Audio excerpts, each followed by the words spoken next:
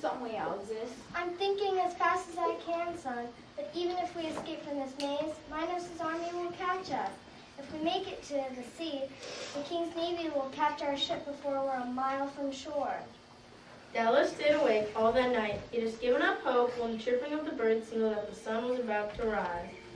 You'd have to be a bird to escape from Minos. That's it. Wake up, my son. We've got work to do. What? Dad, are you crazy? Listen to me. Remember those bird calls I taught you? Use them now. Call down as many birds as you can. Quickly. Icarus made sounds that imitated the calls of blackbirds. Caw, caw. Seagulls.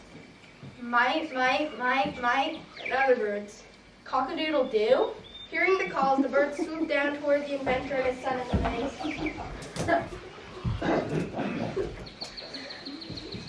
The two quickly snatched as many as they could. You idiot! You're not supposed to eat them. But I'm hungry. We just need the feathers. Now hurry. The lucky birds only lost a few feathers each.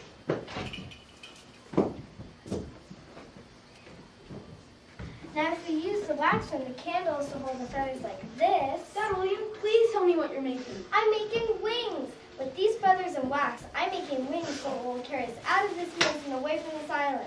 Minos may control land and the sea, but he doesn't rule the sky. We'll fly away. In just a day, Daedalus made sets of wings for himself and his son. Then they practiced with the wings until they know they could fly. Okay, we're ready. Before we go, pay attention to my words, Icarus. Fly right behind me, do you hear? Don't fly too low, or the spray from the sea will wet your wings and pull you down.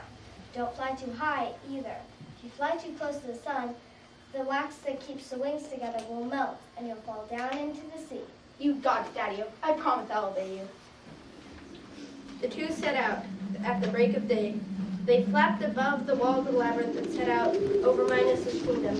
The people didn't know what to think about at what they saw in the early morning sky. Hey, look up there. Strangest pair of birds I've ever seen. Those aren't birds. They must be two gods visiting Earth. Whatever. Want to get some coffee? Sure. I heard there's a new Starbucks open by the Coliseum. Once they were away from Minos Island, Daedalus and his son whooped and shouted, We're free as birds! Just remember what I told you, son. Be careful. It feels great to be flying, gliding, soaring. Look how high I can go. Look at this dive I can do. This is not time for fooling around, son. We've got to land on the nearest island as soon as possible. When his father's back was turned, Icarus spread his wings and soared as high as he could. He felt the rays of sun warming his body, and then he let the currents of air take him even higher, just as the tide will sometimes carry a swimmer deeper and deeper. It feels great to be flying now that we're out of the cold waters. The sun feels so good. But something began to go terribly wrong. Icarus' wings began to get heavier and heavier. He started to feel melting wax from his arms. When the boy turned to look to see what was happening, he saw a feather drop from his wing. What the deuce? Now he remembered what his father had said. What the deuce? Oh no, Father, help me! But the boy was far behind, and his voice could not reach his father's ears. Before long, hundreds of feathers were falling from the wings, and Icarus was dropping fast to the blue sea below. He waved his arms frantically, but it did no good.